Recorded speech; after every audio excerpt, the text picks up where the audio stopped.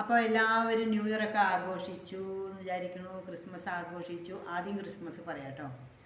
എല്ലാവരും ക്രിസ്മസ് ആഘോഷിച്ച് new year ഒക്കെ ആഘോഷിച്ച് അങ്ങനെ സ്കൂളൊക്കെ തുറന്നു. 10 ദിവസത്തെ അവധിയൊക്കെ കഴിഞ്ഞു. മക്കളൊക്കെ സ്കൂളിൽ പോയി തുടങ്ങി. അപ്പോൾ എൻ്റെ ട്യൂഷനും തുടങ്ങി കഴിഞ്ഞു. അങ്ങനെ ഇനി നമ്മുടെ വീണ്ടും ഒരാഴ്ചത്തെ ഒരു റെസ്റ്റിന് ശേഷം വീണ്ടും നമ്മുടെ ജീവിതം ഇങ്ങനെ ഫാസ്റ്റായിട്ട് പോവുകയാണ്. എന്ത് പെട്ടെന്നാലേ 10 ദിവസം പോയി. 10 ദിവസം കൊണ്ട് സത്യം പറഞ്ഞാൽ ഞാൻ അതിൽ ഒരാഴ്ചയും പനിച്ചു കിടക്കുകയായിരുന്നു എന്നുള്ളതാണ്. പനിയായിട്ടും പിന്നെ ആ എറണാകുളത്ത് പോയതിൻ്റെ അതൊരു വേറെ എങ്ങും പോയില്ല എന്നുള്ളതാണ്. 10 ദിവസം കണ്ണടച്ച് തുറക്കുമ്പോഴത്തേക്കും പോയി, അത്രയേ ഉള്ളൂ. അപ്പോൾ ഇനി ഈ വർഷം ഇനി എങ്ങനെയാണോ അതാ തുടങ്ങിക്കഴിഞ്ഞു. 3-ാം തീയതി ആയി കഴിഞ്ഞു. ഇപ്പോൾ നാളെ 4-ാം തീയതി ആവും, 5-ാം തീയതി ആവും. നമ്മുടെ ജീവിതം പിന്നെയും അതേപോലെ ഒരു വ്യത്യാസവും ഇല്ല അല്ലേ. നമ്മൾ പറയും 2025 വരുമ്പോൾ ഞാൻ അങ്ങനെ ചെയ്യും ഇങ്ങനെ ചെയ്യും. എത്ര പേര് ചെയ്തു? ഇത് എത്ര പേര് ആലോചിച്ചു ഇങ്ങനെയൊക്കെ ചെയ്യണമെന്ന് പ്ലാൻ ചെയ്ത് പറയുന്നതല്ലാതെ പ്രവർത്തിക്കുമെന്ന് എനിക്ക് തോന്നണില്ല. കാരണം ഞാനിത് കുറേ നോക്കിയതാണ്. ഞാനിതുപോലെ ഓരോ വർഷം വരുമ്പോൾ ഡിസംബർ എത്തുമ്പോൾ ഞാനും പറയും അങ്ങനെ ചെയ്യണം ഇങ്ങനെ ചെയ്യണം എന്നൊക്കെ. പിന്നെയും ചങ്കരൻ തെങ്ങേ തന്നെ. കുറച്ചൊക്കെ നമുക്ക് ചെയ്യാട്ടോ. നമ്മൾ മനസ്സ് വിചാരിച്ചാൽ ചെയ്യാൻ പറ്റാത്തതായിട്ടൊന്നുമില്ല. പിന്നെ ഈ കണ്ടില്ലേ ഇപ്പോൾ ഒരാഴ്ചയായിട്ട് കോലാഹലങ്ങൾ നമ്മുടെ കലൂർ സ്റ്റേഡിയത്തിൽ ഇതുപോലെ ചതിക്കുകയും വഞ്ചിക്കുകയൊക്കെ ചെയ്യുകയാണെങ്കിൽ പിന്നെ നമ്മൾ ആരോട് എന്ത് ചെയ്യാനാ? എവിടെ വിശ്വസിക്കുക, ആരെ വിശ്വസിക്കുക? ഒന്നും വിശ്വസിക്കാൻ പറ്റാത്ത കാലമാണ്. ബാങ്കിൽ പൈസ ഇട്ടാൽ പോലും അതടിച്ചു മാറ്റാൻ വരെ ഉള്ള ഓൺലൈൻ തട്ടിപ്പാണ് ഇപ്പോൾ നടക്കുന്നത്. പിന്നെ എന്ത് ചെയ്യാൻ പറ്റൂല്ലേ? ഇനിയെങ്കിലും നമുക്ക് നോക്കാം, പ്രാർത്ഥിക്കാം. ദൈവമേ ചതിയിൽ കൊണ്ടുപോയി ചാടിക്കല്ലേ, ഇതുപോലെ പൈസ കൊണ്ട് കളയാനുള്ള സന്ദർഭങ്ങളൊന്നും വരുത്തല്ലേ ഭഗവാനെ എന്ന് പ്രാർത്ഥിക്കാം. രാവിലെ എണീക്കുമ്പോൾ ഞാൻ പറയാറില്ലേ, രാവിലെ എണീക്കുമ്പോൾ പ്രാർത്ഥിക്കുക. അതാത് ദിവസം നമുക്ക് ദൈവമേ ഇതുപോലെയുള്ള കുടുക്കി പോയി ചാടിക്കല്ലേ എന്ന് പ്രാർത്ഥിക്കാത്തേ ഉള്ളൂ. വേറെ ഒരു വഴിയില്ല. കാരണം ചിരിച്ചു കാണിച്ചവരൊക്കെ നമ്മൾ തട്ടിപ്പിന് എന്താ പറയുക, ചിരിച്ചു കാണിക്കുന്നവരൊക്കെ തട്ടിപ്പിൻ്റെ ആൾക്കാരാണ്. അതിവിനയം കാണിക്കുന്നവരും അത് തന്നെ. ഇപ്പോൾ ഇതൊക്കെ പഠിച്ച് നമ്മൾ നോക്കി വരുമ്പോൾ ഇതൊക്കെ തന്നെയാണ്. എത്രയോ സാധുവാണ് പാവമാണ് നമ്മൾ വിചാരിക്കണവരൊക്കെ അതിന് വേറൊരു മുഖമുണ്ടെന്ന് അറിയണില്ല മക്കളെ. നമ്മളൊക്കെ വെറും നിസാരക്കാരായിപ്പോയി. അതാണ് ഞാൻ പറയാറില്ലേ, വാക്സാമർത്ഥ്യം വേണം ജീവിക്കണമെങ്കിൽ എന്ന്. അല്ലാതെ നമ്മൾ ഈ തല മുമ്പിട്ട് വിനയം കാണിച്ച് ബഹുമാനവും കൊടുത്തുകൊണ്ടിരുന്ന ഒരു സ്ഥലത്തെത്തില്ല. അവിടെ നിൽക്കുള്ളൂ. അത് എവിടെ നിന്ന് തുടങ്ങി അവിടെ തന്നെ നിൽക്കുള്ളൂ. കാര്യം നമ്മൾ വലിയ വീറുമാശിയൊക്കെ പറയും, ഞാൻ അങ്ങനെ ചെയ്യും ഇങ്ങനെ ചെയ്യും, ഞാൻ അവരോട് അങ്ങനെ പറയും ഇങ്ങനെ പറയും. അതിനോട് എന്തെങ്കിലും കാര്യം വന്നാൽ അതിനോട് അടുത്തെത്തുമ്പോഴായിരിക്കും കമാന്നൊരക്ഷരം മിണ്ടാതെ പോണത്. ഈ ചിലർ ബ്ലേഡിൽ നിന്നൊക്കെ പൈസ വാങ്ങിക്കില്ലേ, ബ്ലേഡിൽ നിന്ന് പൈസ വാങ്ങിക്കുമ്പോൾ കൊടുക്കാൻ പറ്റാണ്ടാകുമ്പോൾ കുറച്ചൊക്കെ ഗ്യാപ്പ് വരുമ്പോൾ ചിലപ്പോൾ ബ്ലേഡുകാരൻ വീട്ടിൽ വന്ന് ഒച്ചപ്പാടെടുക്കും. അപ്പോൾ അതിന് മുമ്പ് പറയും, ഞാൻ അവനോ അങ്ങനെ പറയും ഇങ്ങനെ പറയും, 10 പൈസ ഞാൻ കൊടുക്കൂല, ഞാൻ കുറേ പലിശ കൊടുത്താൽ ഇനി ഞാൻ കൊടുക്കൂല, അവനെ വീട്ടിൽ കയറ്റൂല എന്നൊക്കെ പറയും. അവൻ വന്ന് വീട്ടിൽ ഒച്ചെടുത്ത് നോക്കിയേ, അപ്പം അറിയാം.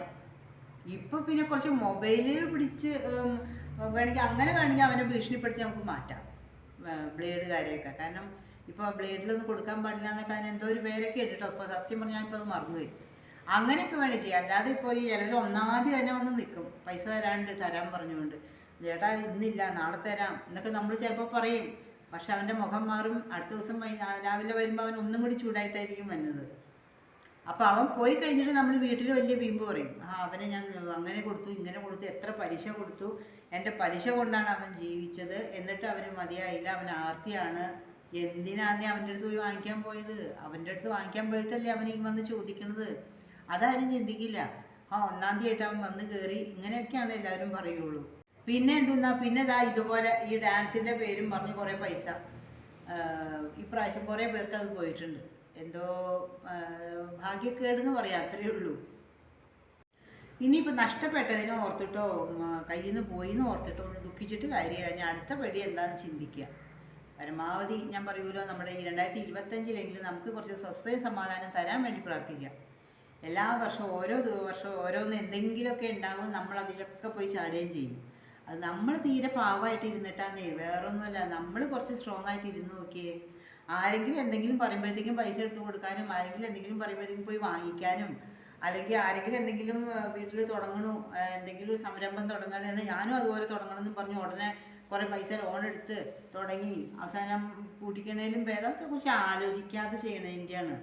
എന്ത് കാര്യത്തിലും കാര്യം പിന്നെ ഞാൻ പറയുമല്ലോ, സമയദോഷം ഉണ്ടെങ്കിൽ നമുക്ക് തന്നെ വേണ്ടാത്ത ചിന്തകൾ വരും, അനാവശ്യമായിട്ടുള്ള പ്രവൃത്തി ഉണ്ടാവും, അല്ലെങ്കിൽ എന്തെങ്കിലുമൊക്കെ കയ്യിൽ നിന്ന് ചിലവായി പോകാൻ വേണ്ടി ഓരോ കാരണങ്ങൾ വരും. അതിപ്പോൾ നമുക്ക് പറഞ്ഞിട്ട് കാര്യമില്ല. നമ്മൾ പരമാവധി നമ്മൾ ശ്രമിക്കാമെന്ന്. കാരണം നമ്മുടെ മനസ്സിൽ എന്താ അറിയോ, നമ്മളത് ചെയ്ത് കഴിഞ്ഞാൽ നമുക്ക് നല്ലത് കിട്ടും, നാളെ നല്ലൊരു ഇത് വരും, അല്ലെങ്കിൽ നമുക്ക് നാളെ നല്ലൊരു നമ്മുടെ മോളിപ്പോൾ ഡാൻസ് കളിപ്പിക്കാൻ വിട്ടു, നല്ലൊരു ഭാവി, അവൾക്ക് ഇപ്പോൾ ഡാൻസിന് ഭാവി ഉണ്ടാവും. ഇങ്ങനെയൊക്കെയാണ് നമ്മൾ ചിന്തിക്കണതേ. പക്ഷെ നമ്മൾ അറിയണ്ടോ ഇതിൻ്റെ പുറകെ കിടന്ന് കളിക്കണ എത്ര പേരാന്നുള്ളത്. നമ്മുടെ പിള്ളേരൊക്കെ വെറുതെയാണ് ശരിക്കും പറഞ്ഞാൽ. എല്ലാവരും പറ്റിച്ച് പറ്റിച്ച് പറ്റിച്ച് പൈസ ഉണ്ടാക്കാനാണ് നോക്കണുള്ളൂ. നമ്മുടെ മക്കൾ നന്നാവണമെന്ന് അവർ ആർക്കും ആഗ്രഹമൊന്നുമില്ല. നമ്മൾ ചിന്തിക്കുക, നമ്മുടെ മക്കൾക്ക് ആ പൈസ എടുത്ത് സത്യം പറഞ്ഞാൽ ബാങ്കിൽ ഇട്ട് വെച്ച് കഴിഞ്ഞാണല്ലോ, ആ കുട്ടികൾക്ക് 10-20 വയസ്സാകുമ്പോഴത്തേക്ക് നമുക്ക് പഠിപ്പിക്കാനുള്ള പൈസയെങ്കിലും ആവുമെന്ന് വേണമെങ്കിൽ പറയാം. നമ്മൾ പറയാം 2025 വന്നു, ഇനി നമുക്ക് കുറച്ച് പ്ലാനിങ് ഒക്കെ വേണം ലൈഫിൽ, കുറച്ച് അത് വേണം, ഇത് വേണം, അങ്ങനെ വേണം, ഇങ്ങനെ വേണമെന്നൊക്കെ പറയും. അവിടെ ഒക്കെ പറയൽ മാത്രമേ ഉള്ളൂ. നടക്കണ കേസാണോ? നമ്മൾ 4 ദിവസം നമ്മൾ നന്നായിട്ടൊക്കെ ചെയ്യും, പിന്നെ പിന്നെ പിന്നെ പിന്നെ നമ്മുടെ ജീവിതം ആ പഴയ രീതിയിലേക്ക് തന്നെ പോകുന്നുള്ളതാണ്. കാരണം അതിനുള്ള കാരണങ്ങൾ വരുന്നേ. അതാണ്, നമ്മൾ എന്തെങ്കിലും ചെയ്യണമെന്ന് വിചാരിച്ചാൽ അപ്പം എന്തെങ്കിലും ഒരു തരികിടയായിട്ട് എന്തെങ്കിലുമൊക്കെ നമ്മുടെ മുമ്പിൽ ഒന്ന് ചാടും.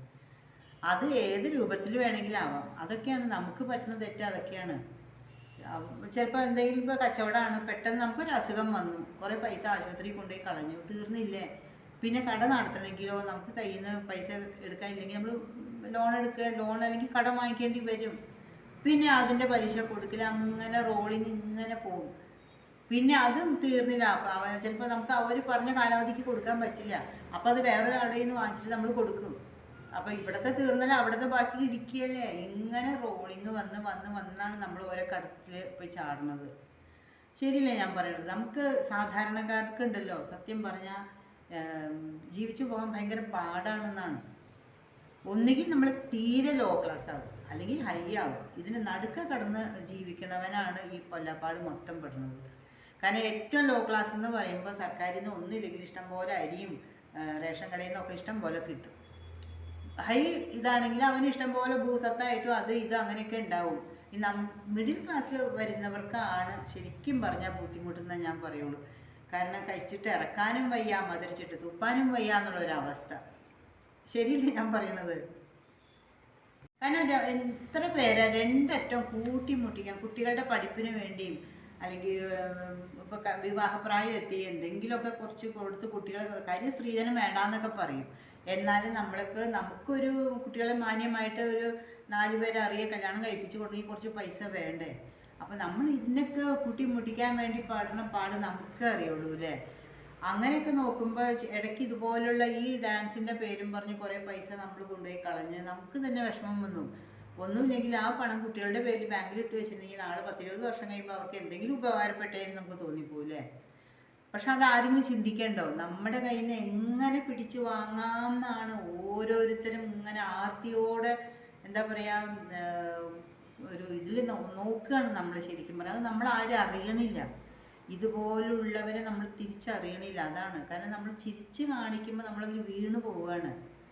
അങ്ങനെ ഒത്തിരി അബദ്ധങ്ങൾ പറ്റുന്നേ. നമ്മുടെ നാട്ടിൻപുറത്ത് തന്നെ ഉണ്ടല്ലോ ഇഷ്ടം മാന്യമായിട്ട് നടക്കണു. പക്ഷെ 4 ദിവസം നമ്മൾ സംസാരിച്ച് 5-ാമത്തെ ദിവസം സംസാരിക്കുമ്പോൾ അവൻ്റെ തനി നിറം അവൻ കാണിക്കും എന്നുള്ളതാണ്. അവനല്ല അവളായിക്കോട്ടെ, 4 ദിവസം നമ്മൾ ചിരിച്ചു വർത്താനം പറയുമ്പോൾ ആണുങ്ങളാകുമ്പോൾ അവർ സംസാര രീതി വ്യത്യാസം വരും. അവർ ചിലപ്പോൾ നമ്മൾ കാണുന്ന ആ രീതിയിലല്ല തിരിച്ച് കാണുന്നതായിരിക്കും. പെണ്ണുങ്ങളാണെങ്കിലും അതെ, പെണ്ണുങ്ങളാണെങ്കിലും ഒന്നുകിൽ അവരുടെ വേറെ എന്തെങ്കിലും, ഒന്നുമില്ലെങ്കിൽ കടം ചോദിക്കുക, അല്ലെങ്കിൽ എന്തെങ്കിലുമൊക്കെ സഹായം ചോദിക്കുക, ഇങ്ങനെ ഒരാൾക്ക് അല്ലെങ്കിൽ വേറൊരാൾക്ക്, ഇങ്ങനെ പല പല പല കാര്യങ്ങളാണ് വന്നത്. പിന്നെ ഏതെങ്കിലും ഒരു വാട്സാപ്പ് ഗ്രൂപ്പ് കൊണ്ട് ഒരു ഗ്രൂപ്പ് തുടങ്ങിക്കഴിഞ്ഞാൽ എവിടെയോ എന്തോ ആരോ സഹായം ചോദിച്ചത് ഇങ്ങനെ ഫോർവേഡ് ചെയ്ത് വരും. വർഷങ്ങൾ കഴിഞ്ഞിട്ടും സഹായം ചോദിച്ചുകൊണ്ട് അതിൻ്റെ ഗൂഗിൾ നമ്പറും ബാങ്ക് നമ്പറും എന്താ പറയുക ഡെപ്പോസിറ്റ് ചെയ്യാനോ എന്തൊക്കെ എങ്ങനെയൊക്കെ ചെയ്യണമെന്നൊക്കെ അതിനകത്ത് കൊടുത്തിട്ടുണ്ടാവും. ചിലവർ ഇതൊന്നും അറിയാതെ പൈസ കൊണ്ടിടുകയും ചെയ്യും.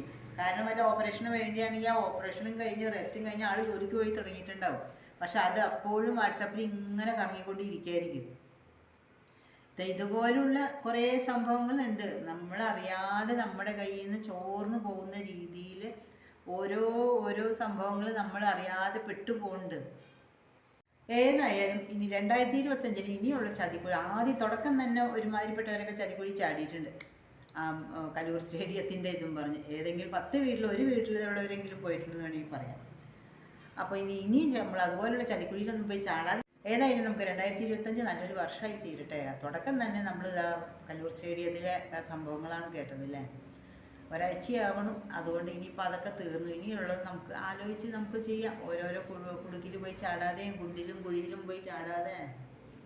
ഏതായാലും 2025 ഇനി നമുക്ക് ഒരു അബദ്ധത്തിൽ പോയി ചാടാതിരിക്കാൻ പ്രാർത്ഥിക്കാം. എല്ലാ മാന്യന്മാരെയും കണ്ണടച്ച് വിശ്വസിക്കരുത്. ചിരിച്ച് കാണിക്കുന്നവരെ ഒന്നും നമ്മൾ ഒരുപാട് വിശ്വസിക്കരുതെന്ന് പറയണില്ലേ. അത് ഒന്നും കൂടി ആവർത്തിക്കുകയാണ്. എല്ലാവരുടെയും മനസ്സിൽ എല്ലാവരെയും പറ്റിയും 1% ഒരു സംശയം വേണം. ആ ഒരു സംശയത്തോടെ എല്ലാവരെയും നോക്കാവൂ. കാരണം ഈ ജീവിതം, നമ്മുടെ കേരളത്തിലെ ജീവിതം അങ്ങനെയായിപ്പോൾ. എല്ലാ മാന്യന്മാരും എല്ലാ വിനയം കാണിച്ച് നടക്കുന്നവരും സംസാരം കൊണ്ടൊക്കെ വളരെ നല്ലവരായിരിക്കും. ഈ പറഞ്ഞ് നിങ്ങളറിയോ, ഞാനും നന്നായിട്ട് സംസാരിക്കേണ്ടത്. പക്ഷെ വിശ്വസിക്കരുത്. ആരെയും കണ്ണടച്ച് വിശ്വസിക്കരുതെന്നേ ഞാൻ പറയുള്ളൂ. അപ്പോൾ ഇന്ന് വേറെ എനിക്ക് കണ്ടൻറ്റൊന്നും കിട്ടിയില്ല. അതുകൊണ്ട് ഞാൻ ഇങ്ങനെ എന്തൊക്കെയോ തട്ടിക്കൂട്ടി പറഞ്ഞു. അപ്പോൾ നാളെ നമുക്ക് വേറൊരു വീഡിയോയിലൂടെ കാണാം കേട്ടോ. അതുവരെ എല്ലാവർക്കും